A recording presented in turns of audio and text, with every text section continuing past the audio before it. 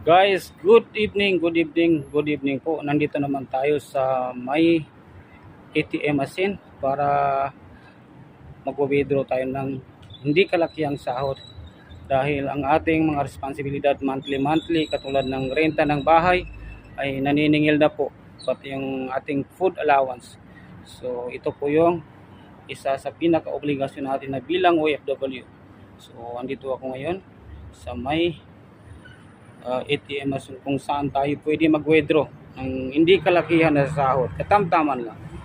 Kayang-kaya naman buhayin ng sarili at saka ibigay ang kailangan ng family.